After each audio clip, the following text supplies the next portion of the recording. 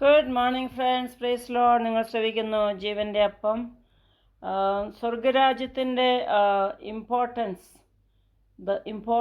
പ്രാധാന്യത്തെ പറ്റിയാണ് നമ്മൾ കേൾക്കുന്നത്. ഫാദർ യുവർ കിങ്ഡം കം എന്ന് നമ്മളെന്നും പ്രാർത്ഥിക്കണം എന്ന് യേശു പറഞ്ഞു. ഞാനും പറയുന്നു എന്നും. പിതാവേ, അങ്ങയുടെ രാജ്യം വരണമേ എന്ന് പറയുമ്പം നീതി വരണമേ, സമാധാനം വരണമേ, സന്തോഷം വരണമേ. അതാണ് സ്വർഗരാജ്യം. എന്നാൽ ദൈവത്തിൻ്റെ രാജ്യം അത് തിന്നുന്നതും കുടിക്കുന്നതല്ല, പക്ഷേ നീതി, സമാധാനം, സന്തോഷമാണ്. അപ്പോൾ നമ്മൾ ദൈവമേ, പിതാവേ, അങ്ങയുടെ രാജ്യം വരണമേ എന്ന് യേശു പഠിപ്പിച്ച അതിൻ്റെ അർത്ഥം എന്താണ്? വലിയ അർത്ഥമാണ്. നിങ്ങൾ കേൾക്കുന്ന പരിശുദ്ധാത്മാവ് എനിക്ക് പൊരുളഴിച്ച് എല്ലാം പറഞ്ഞു തരുന്നു. അത് നിങ്ങളോട് ഷെയർ ചെയ്യുകയാണ്.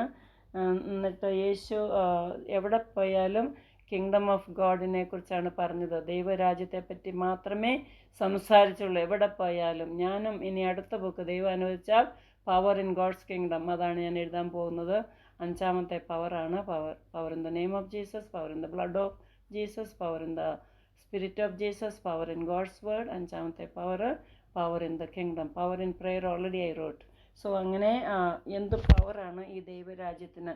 അതുകൊണ്ടാണ് യേശുവിന് അതറിയാൻ പറ്റി. എന്തുകൊണ്ടെന്നാൽ യേശു ആ മനോഹരമായ ആ രാജ്യത്തിൽ നിന്നാണ് വന്നത്, സ്വർഗരാജ്യത്തിൽ നിന്നാണ് വന്നത്. അതുകൊണ്ട് അവിടുത്തെ ബ്യൂട്ടി, ദ സ്പ്ലെൻഡർ, അതെല്ലാം ഗ്രഹിച്ചുകൊണ്ടാണ് നിങ്ങളെ ഈ സാത്താൻ്റെ രാജ്യത്തിൽ നിങ്ങളുണ്ടാകരുത്, സാത്താൻ്റെ ചെയ്തികളെ, പ്രവൃത്തികളെ അഴിക്കാൻ വേണ്ടിയാണ് ഞാൻ വന്നത്. നിങ്ങളെ സാത്താൻ്റെ പിടിയിൽ നിന്ന് വിടുവിച്ച് സ്വർഗരാജ്യത്തിലേക്ക് കൊണ്ടുപോകാൻ വേണ്ടിയാണ് ഞാൻ വന്നത്. I have come to take you to heaven, that's a beautiful place എന്നാണ്. നിങ്ങൾ സാത്താൻ്റെ പിടിയിൽ ഉണ്ടാകരുത്, നിങ്ങൾ സാത്താൻ്റെ രാജ്യത്തിൽ കുടുങ്ങിക്കിടക്കരുത്. നിങ്ങൾ ഈ ലോകത്ത് ജീവിച്ചാലും ഈ ലോകത്തിനുള്ളവരല്ല. You belong to the kingdom of God, you belong to heaven. ഇതാണ് യേശുവിൻ്റെ ടീച്ചിങ്. അതുകൊണ്ട് കുറേ ഉപമകൾ നമ്മൾ ഇന്ന് ധ്യാനിക്കാം. യേശു പറഞ്ഞു, മത്തായിയുടെ സുവിശേഷം 13-ാം അധ്യായത്തിൽ യേശു ഉപമ പറഞ്ഞു. ഒത്തിരി പുരുഷാരമുണ്ടായിരുന്നു, യേശുവിൻ്റെ അടുത്തിൽ വന്നുകൂടി. അപ്പോൾ പടകിൽ കയറിയിരുന്നു. എപ്പോഴും ബോട്ടിലിരുന്നുകൊണ്ടൊക്കെയാണ് പഠിപ്പിക്കുന്നത്. അപ്പോൾ പുരുഷാരം, നമ്മൾ മലയിലെ പ്രസംഗം കേട്ടു, ഇനി പടകിലിരുന്നുകൊണ്ട് പഠിപ്പിക്കുന്നു. പുരുഷാരമെല്ലാം കരയിലിരുന്നു, അവൻ പടകിൽ ഇരുന്നു. അവൻ അവരോട് പലതും ഉപമകളായി പ്രസ്താവിച്ചെന്തെന്നാൽ, വിതയ്ക്കുന്നവൻ വിതപ്പാൻ പുറപ്പെട്ടു. A Sawyer went to sow the seed. അവനിങ്ങനെ വിതയ്ക്കുമ്പോൾ എല്ലാം ഇങ്ങനെ വയലിലെ അങ്ങനെ കാണിച്ചാണ് യേശു പറയുന്നത്. ഇത് കണ്ടോ, സിമ്പിൾ ടീച്ചിങ് ആണ്. നിങ്ങൾ ഈ പൂക്കളെ നോക്ക്, നിങ്ങൾ ഈ പക്ഷികളെ നോക്ക്, നിങ്ങൾ ഈ മരങ്ങളെ നോക്ക്, നിങ്ങൾ ഈ വയലിനെ നോക്ക്. നിങ്ങൾ ഈ വിത്ത് ഒരു ഫാർമർ, ഒരു കൃഷിക്കാരന് വിതയ്ക്കാനായിട്ട് ഒരു ചാക്കിൽ കുറേ വിത്തുമൊക്കെയായിട്ട് പോയി. അന്നേരം എന്ത് സംഭവിച്ചു? ആ വിതയ്ക്കുന്നതിനിടയിൽ കുറേ വിത്തുകൾ വഴിയരികെ വീണു എന്ന്. അപ്പോൾ വഴിയരികെ വീണ വിത്ത് എന്ത് ചെയ്തു? പറവകൾ വന്ന് അതിനെ തിന്ന് കളഞ്ഞു എന്ന്. So the birds came and ate off because it was fallen on the way, on the path way. രണ്ടാമത്തേത്, ചിലത് പാറ സ്ഥലത്ത് ഏറെ മണ്ണില്ലാത്ത ഇടത്ത് വീണു. അപ്പോൾ എന്ത് സംഭവിച്ചു? മണ്ണിന് താഴ്ചയില്ലാകിയാൽ ക്ഷണത്തിൽ മുളച്ചു വന്നു.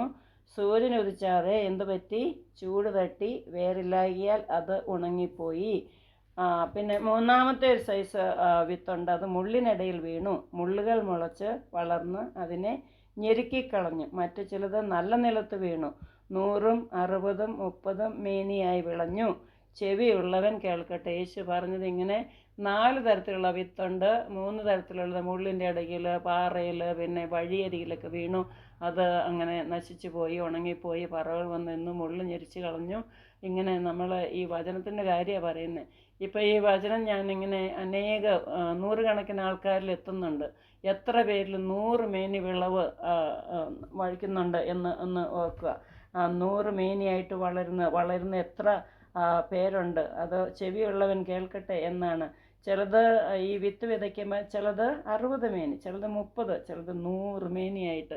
നിങ്ങൾ ഈ വചനമെല്ലാം കേട്ട് 100 മേനിയായിട്ട് വളരട്ടെ, 100-fold 100% വളർച്ച വരട്ടെ എന്ന് ഞാൻ വിശ്വസിക്കുന്നു. നിങ്ങളും അത് കേട്ട് നിങ്ങളും അനുഗ്രഹിക്കപ്പെട്ട് അനേകം പേർക്ക് നിങ്ങൾ അനുഗ്രഹമായിട്ട് ഇത് അയച്ചു കൊടുക്കുക. അങ്ങനെ എല്ലാ ഗ്രൂപ്പുകളിലും ഇടുക. അങ്ങനെ അവർ പഠിക്കട്ടെ, ദൈവവചനം പഠിക്കട്ടെ. ദൈവവചനം മാത്രമേ നിങ്ങളെ രക്ഷിക്കുകയുള്ളൂ. Because God is word and word is God. നിങ്ങൾ ഏതെങ്കിലും ദൈവത്തിൽ വിശ്വസിക്കുന്നുണ്ടെങ്കിൽ ആ ദൈവം, ബൈബിളിലെ ദൈവമാകട്ടെ, യേശു ക്രിസ്തു നിങ്ങൾക്ക് വേണ്ടി ജീവൻ തന്നു മരിച്ച് ഉയർത്തെഴുന്നേറ്റ് ജീവിക്കുന്ന ആ ദൈവമാണ് യഥാർത്ഥ ദൈവം എന്നാണ് ഞാൻ പറയുന്നത്.